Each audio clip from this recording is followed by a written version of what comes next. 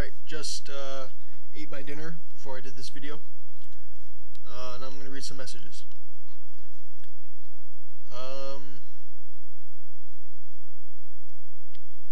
This is Francis Mack. He's 17, 223 pounds, 16% body fat, training 5 years, 3 years seriously. He's 6 feet tall.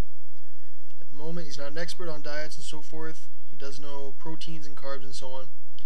Just wondering what I think about oven-baked chicken breast. He eats them crumbled. If you eat them crumbled, something you can do, pork rinds. Pork rinds sound a lot nastier than they actually are. They're really not bad.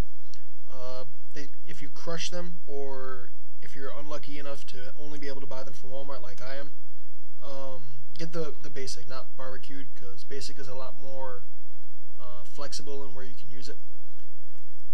But if you can only get them at Walmart like me, then you have to pretty much blend them, because otherwise they won't crush. They're pretty hard. But if you get them down to almost a powder, you can coat your chicken with it. One of the recipes, or a lot of the recipes, use you beat an egg, dip the chicken in the egg, and then you stick the pork rinds on it, and stick it in a pan, stick it in the oven.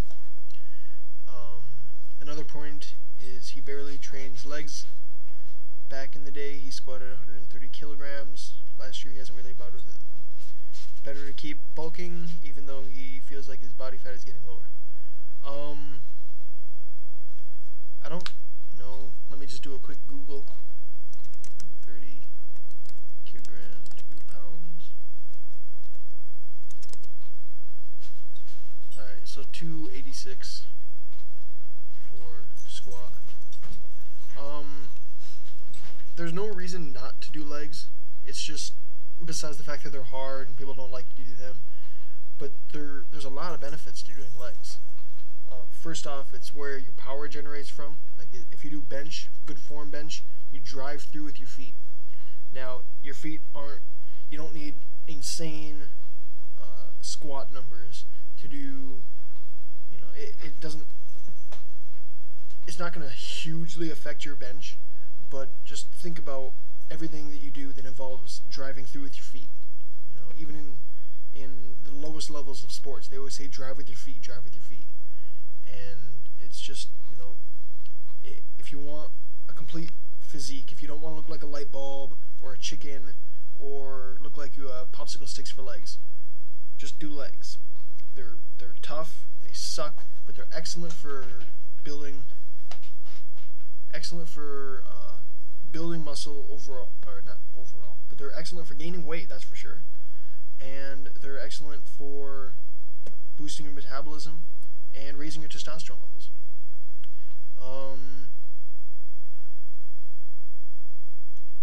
Back when he was lighter, not as lean, back in the day.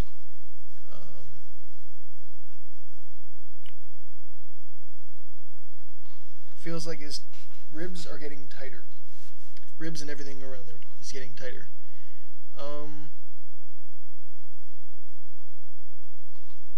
Right, so he needs some advice on his fat, carbs, protein intake. If you're serious about, it sounds like you're on the fence right now. Like you're not sure if you want to do a bulking program, continue doing a bulking program, or if you want to switch to a cutting program.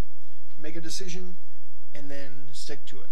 Like I said earlier, don't stay on the fence and have a program that's on the fence. It's not gonna. It doesn't really work that way. Get a program. Either way, if you're gaining muscle and you like the muscle you're gaining, just keep at it until you feel like you want to lose fat. Until it feels like it's a big enough issue to you. Because right now it doesn't seem like it's a big enough issue to you. I'm seeing a lot of in here about, I don't know if I should cut, I don't know if I should keep bulking, I don't know if I'm lean enough, strong enough, stuff like that.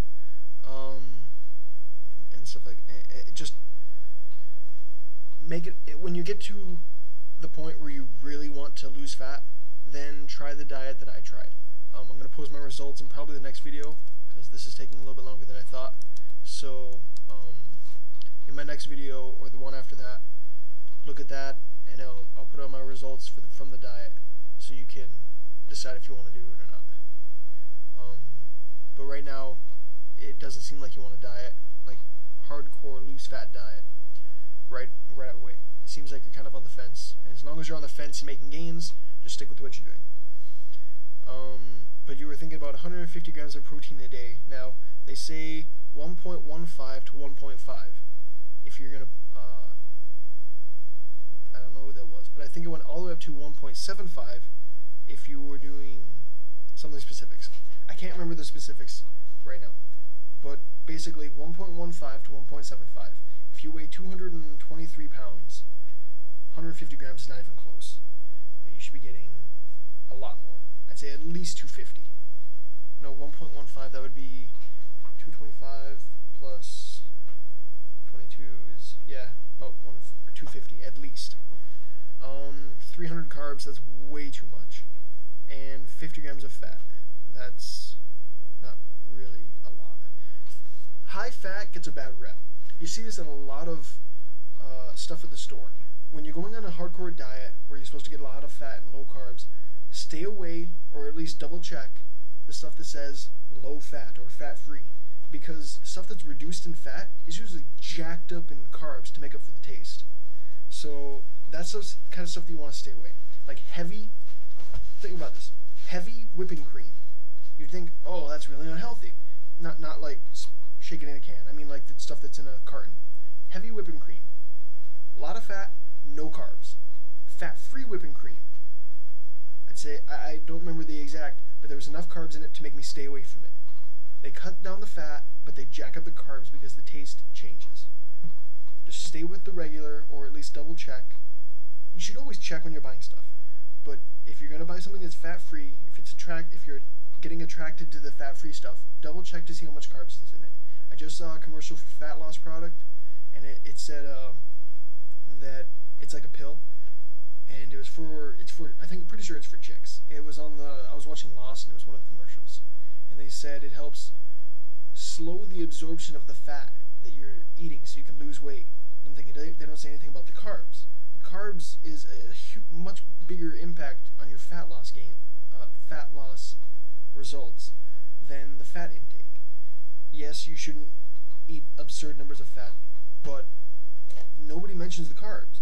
I mean, there was like a brief period where everyone was like Fat Bastard and Austin Powers. He's like, oh, carbs are the enemy, stay away from carbs. And that was funny because that fashion had ended. That trend had ended, which is kind of sad because it should have kept going because they were right. Maybe not to the extent that everyone was pushing it, but still, they were a lot more right than the people today who are saying, don't eat fat, fat's bad for you if you want to lose weight. Bodybuilders have been doing it right for a long time, and science keeps flip-flopping. Bodybuilders are always low in body fat. Yes, they take steroids, but they're always low in body fat, year in and year out. So, trust what they're doing as far as diet goes, not so much of what the science says, because science has flip-flopped on eggs and milk for years. So like what you said, do I have any websites for calories and carbs and protein that would help a lot? There's a recipe that I have, or a recipe site that I'm going to post in one of these, so check that out.